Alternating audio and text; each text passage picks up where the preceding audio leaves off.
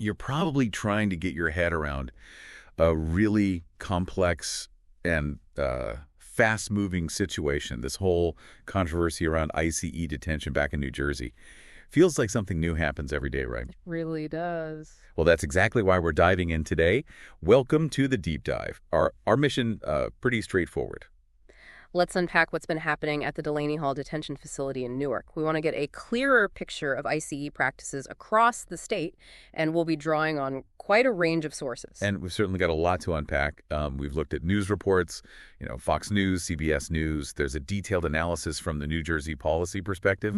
We have an official statement from Homeland Security, DHS, pronouncements from the New Jersey Attorney General's office, too. Okay. Insights from the American Friends Service Committee, a YouTube commentary, and even some discussions we saw bubbling up on Reddit. Exactly. The idea is to give you a really full understanding, looking at this from, well, all the angles you've got. Government officials, law enforcement, local politicians, immigrant rights advocates. Right. And even trying to understand what it might be like for the detainees themselves, at least based on DHS's account of who was inside. Yeah. And the thing that really kicked this all into high gear was the reopening of Delaney Hall. That's really the heart of it, isn't it? This facility, Delaney Hall in Newark, it's become ground zero for this controversy. And, to understand why it's such a big deal, you kind of need to look at its recent history. Okay. It used to be a regular jail, non-immigration, but it sat empty from December 2023. Then fast forward to February 2025, ICE inks this deal with GEO Group, the for-profit prison company. Right, GEO Group. And it's a big deal, a 15-year contract estimated around $1 billion, specifically to turn it into a 1,000-bed immigration jail. $1 billion, 15 years. I mean, that's a huge investment. Yeah. And so when this happened, February 2025, and then detainees started arriving around May 1st, the reaction was pretty much immediate and intense. Oh, definitely. Officials like Newark's Mayor Ras Baraka and a lot of immigrant rights groups, they were outraged. They didn't mince words. Now, looking at the reopening, what was the reason given? I mean, for that specific location. Well, it's interesting. Delaney Hall is actually quite close to Newark Liberty International Airport. Okay. And ICE's argument was basically logistics. Streamline the process, make transfers easier, that sort of thing. Makes sense from an operational standpoint, maybe? From their perspective, perhaps. But that rationale didn't really satisfy the local leaders or the community advocates. They often see these facilities as, well, a negative for the community and a sign of ramped up enforcement. Right. So that logistical argument, however practical for ICE, it kind of sidesteps those local concerns about disruption and, the symbolism of it all. Exactly. It sets up this immediate tension. Okay, so we've got this controversial reopening, this massive contract. Then things really boiled over on May 9th, 2025. A direct confrontation right there at the facility. What actually happened that day? Right, May 9th. That's when Newark Mayor Ras Baraka, along with several Democratic Congress members, Rob Menendez Jr., Watson Coleman, and LaMonica McIver, they all went to the facility. Why? What was their stated reason? Their stated goal was to conduct what they called an oversight visit, just checking things out. And this oversight attempt did not go smoothly. Mayor Baraka actually ended up getting arrested. That's right. And this is where the stories start to diverge quite a bit. How so? What are the different versions? Well, some accounts say Mayor Baraka was warned about trespassing before the arrest. Others flatly deny he was warned. There's even disagreement about whether he was technically on public property or private GEO Group property when it happened. Okay, so conflicting details there. And the members of Congress with him, they weren't just watching. No, definitely not. They also tried to get into the facility, and this is where the language in some of our sources gets really, really strong. DHS described what the lawmakers did as storming the facility, even breaking into it. They claim this happened right after a bus carrying detainees had just entered. Wow. Storming, breaking in. But the lawmakers, they must have a completely different take on it. Oh, absolutely. Their side of the story is they waited patiently for over 2 hours, actually, trying to get access. 2 hours. That's what they claim. And they say that after Mayor Baraka was arrested, things got physical. They allege they were roughed up by ICE agents. One even claimed they were assaulted. So a really chaotic scene, very different narratives. What was the official DHS response to those specific claims from the lawmakers about being roughed up or assaulted? Well, DHS pushed back hard. They maintained that the Congress members hadn't followed the correct procedure, didn't request a formal tour in advance. The procedural argument. Right. And they argued that the lawmakers' actions actually endanger their agents and the detainees. DHS also added that, they would have been happy to arrange tours if only they'd been asked properly beforehand. This really gets to a core issue, doesn't it? The whole question of oversight, like how much access should elected officials have to these kinds of facilities? Exactly. It's a fundamental tension. Do members of Congress have a right to unannounced access for oversight? Some argue, yes, that's essential for effective oversight, seeing things as they really are. Right, without time for things to be, tidied up. Precisely. But the counterargument from DHS and facility operators emphasizes security. They talk about necessary procedures, magnetometers, visitor logs, things that apply to everyone for safety and security reasons. Okay. Now, shifting gears just a little bit, beyond that immediate confrontation, there are also some pretty serious questions being raised about whether the facility was even operating legally in the first place, weren't there? Yes, that became a whole other major front in this battle, spilling into the legal arena. Mayor Baraka and city officials started arguing pretty forcefully that the whole operation was, quote, dangerous and illegal. Dangerous and illegal? On what grounds? Their main claim was that GEO Group, the operator, had basically skipped essential legal steps. Specifically, they said GEO Group failed to get a valid current certificate of occupancy for the building. Okay, the C of O. That's pretty basic for any building use. It's critical. It ensures a building is safe and meets code for how it's being used. They also alleged that GEO had blocked city safety inspectors from checking things like fire alarms, electrical systems, plumbing, crucial safety stuff. And they had some evidence for this claim about the certificate. Yeah, they pointed to an older certificate. They claimed GEO was relying on one from way back in 2007. 2007. Right. And the city argued that's obviously outdated, especially given the building's new purpose as a large detention center. Because of all this, the city of Newark actually went ahead and filed a lawsuit alleging these permit violations. So a legal challenge running parallel to the protests and the confrontation. How did DHS respond to these pretty serious allegations about safety and legality? DHS flatly denied them. Their official statement called the city's claims false.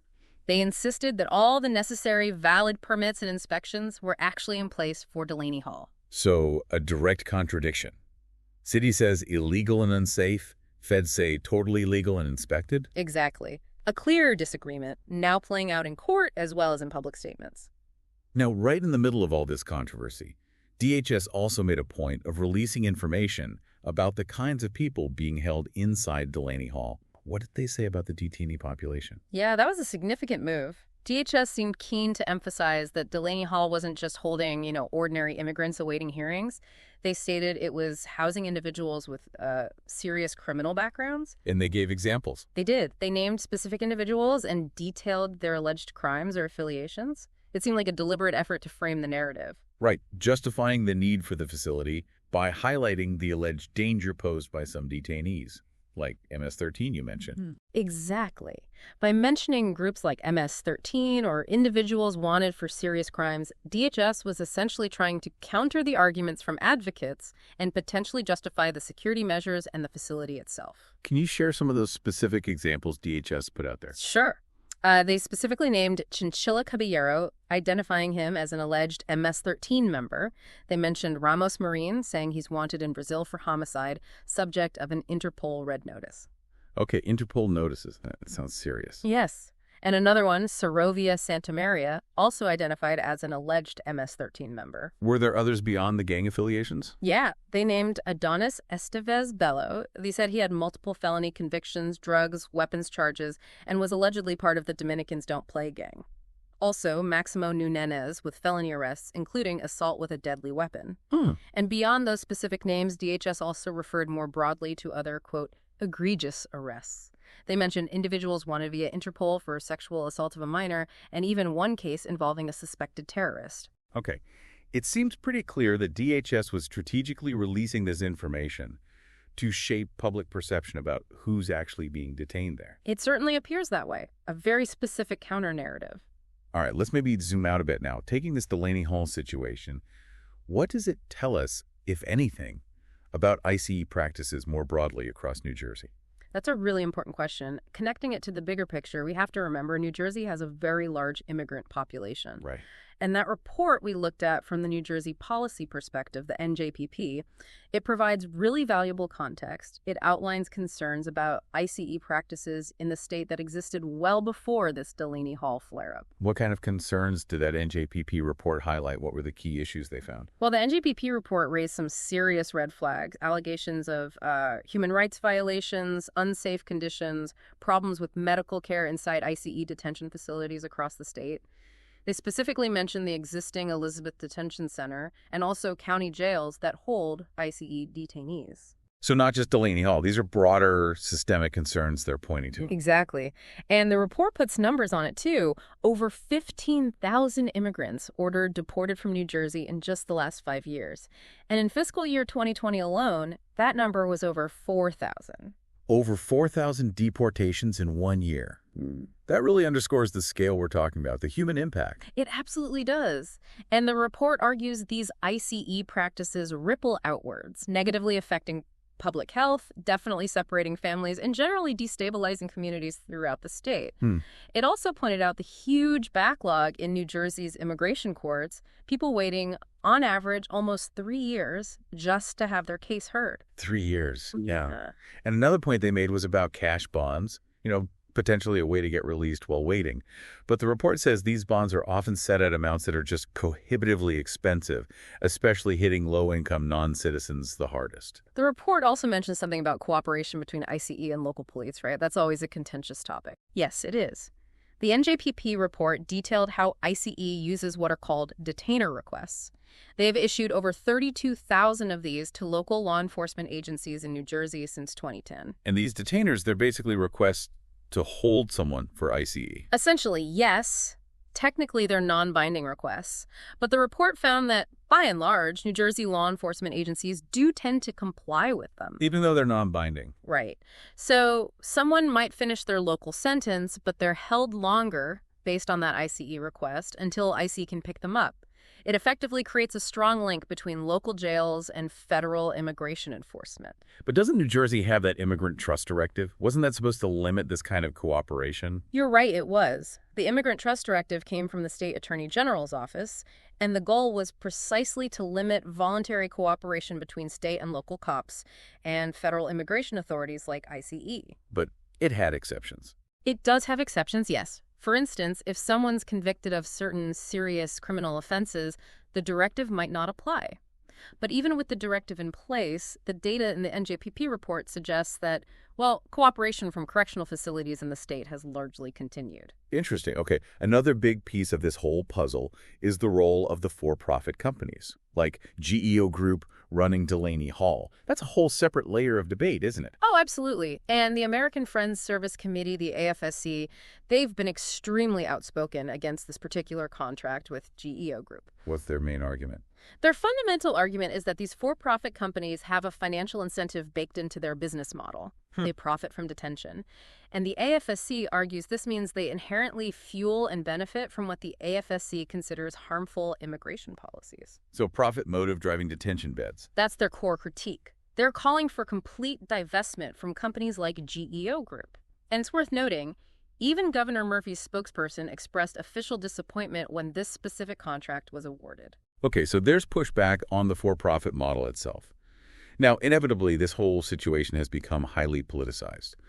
What kinds of political reactions have we seen to the events at Delaney Hall? Yeah, the political dimension is impossible to ignore. We've seen reactions really across the spectrum. The White House put out a statement criticizing the Democrats involved, basically saying they were prioritizing illegal aliens. Okay, strong language from the White House. What about state-level politics?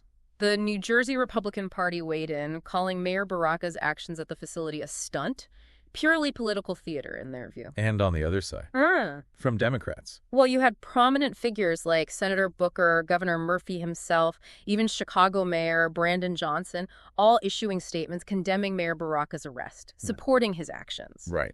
And you mentioned a YouTube commentary earlier. How did that frame things? Yes, the YouTube commentary we reviewed took a very, very critical stance towards the Democratic officials. It went so far as to suggest they incited an insurrection at the facility and got physical with the ICE agents first. incited an insurrection. That's quite a claim. It is. And interestingly, that same commentary also accused MSNBC of spinning the events, portraying it merely as a peaceful protest. So just completely opposite interpretations playing out in different media and political circles. Wow. Okay, so pulling all these threads together, the confrontation, the legal challenges, the politics. Yeah. What do you see as the main driving forces behind the actions of Mayor Baraka and the lawmakers that day? What were their likely motivations? Based on everything we've seen, their motivations seem pretty layered. First, you have the stated goal, oversight. Trying to get eyes inside the facility, understand the conditions. Okay, the oversight piece. Second, definitely challenging the legality and the transparency or lack thereof around how the facility was reopened and operating. Questioning those permits. Right, the certificate of occupancy issue. Third, advocating for the people inside. Pushing for what they see as due process rights and basic human dignity for the detainees. And underlying all of that, there's clearly a strong opposition to the broader immigration policies, especially the reliance on these large for-profit detention centers, which became more prominent under the previous administration. And from the city's perspective, Mayor Baraka's motivation. From the city's viewpoint, particularly Mayor Baraka's, there's also a clear element of protecting Newark residents and ensuring public safety within their jurisdiction, tied into those concerns about proper permits and inspections. It really paints a picture of how that controversial reopening, driven by that huge contract, just immediately created this friction. Exactly, which then erupted in that confrontation. And you see these parallel tracks. The city raising legal and safety flags, while DHS simultaneously releases this detainee profile information, shifting the focus perhaps towards security threats. It's so clear that what happened in New Jersey, it isn't just some isolated local flare-up, is it? It really mirrors these much bigger national arguments we're constantly having about immigration. Absolutely. This whole situation touches on such fundamental questions for the country. How do we enforce immigration laws? What are the ethics involved, especially when private companies profit from detention? And where do we strike that balance between security concerns and protecting basic human rights? It is incredibly complex. You've got legal disputes, totally conflicting accounts of the same event, and just really strong emotions and deeply held beliefs on every side.